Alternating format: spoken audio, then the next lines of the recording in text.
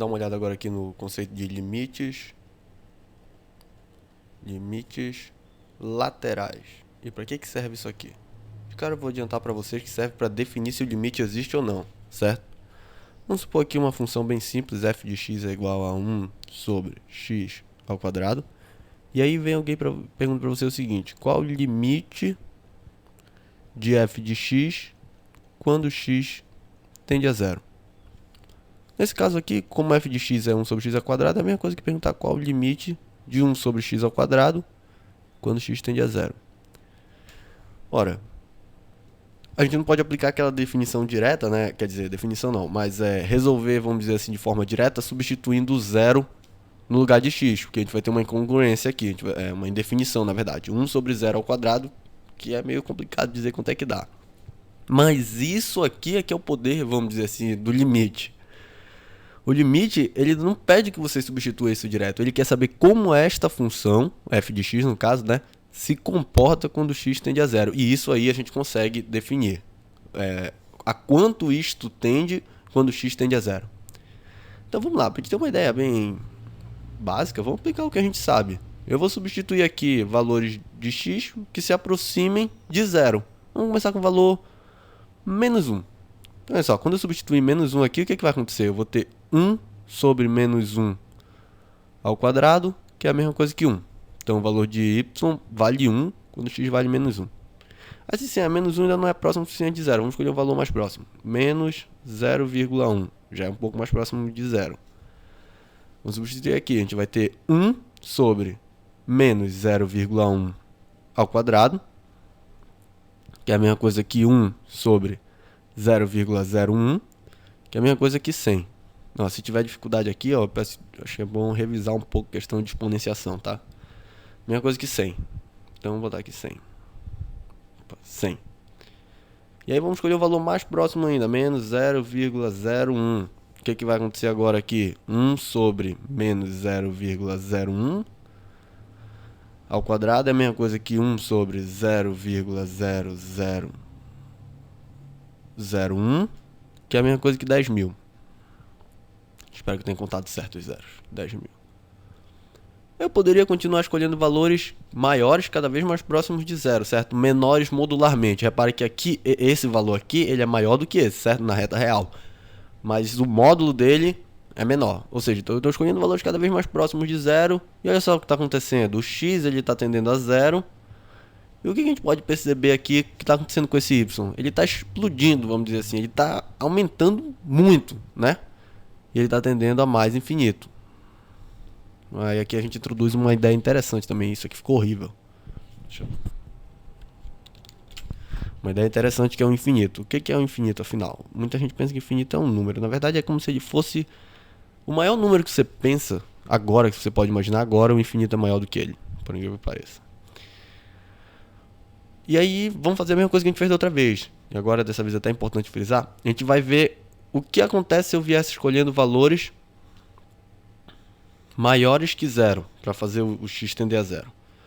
Vamos escolher, sei lá, o 2 primeiro. Quando eu substituir aqui, eu vou botar uma seta bem aqui para a gente ver as nossas substituições.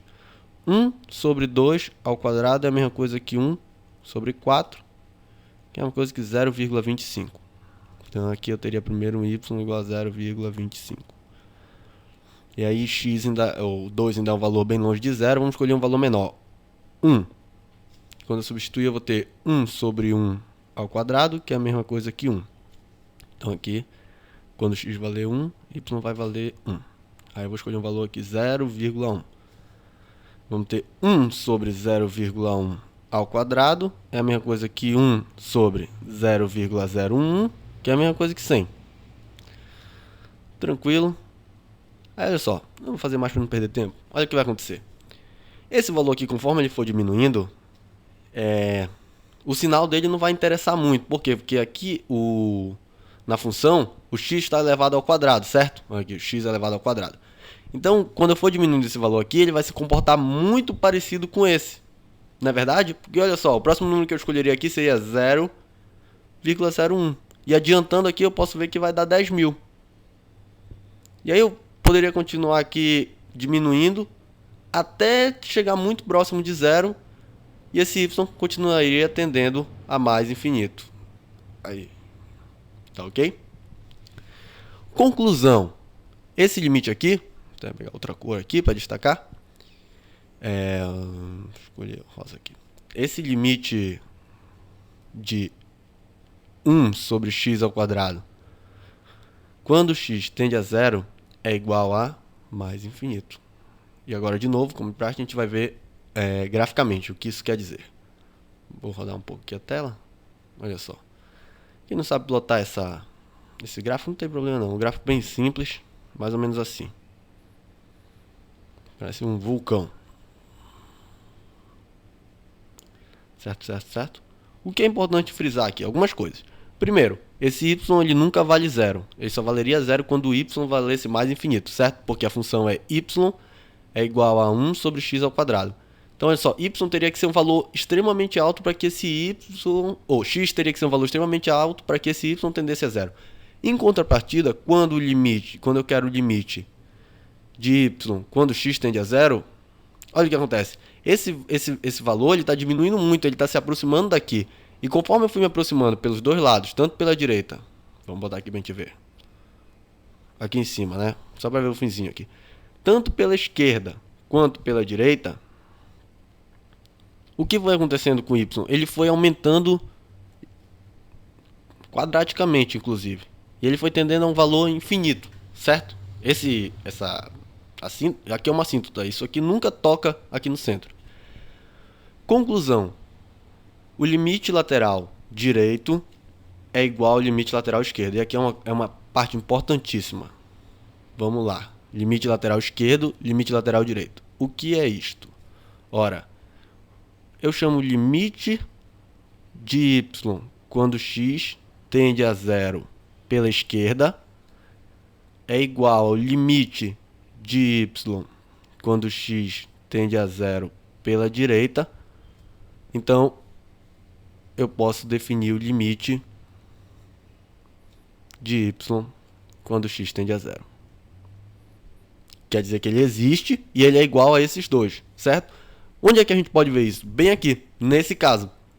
Esse aqui é o limite lateral esquerdo, que a gente denota por esse sinal de menos aqui em cima. É importante frisar que esse sinal de menos, ele na verdade não é um valor negativo, quer dizer que são valores menores do que x. No nosso caso aqui, como o x estava tendendo a zero, todos os valores menores do que ele eram negativos.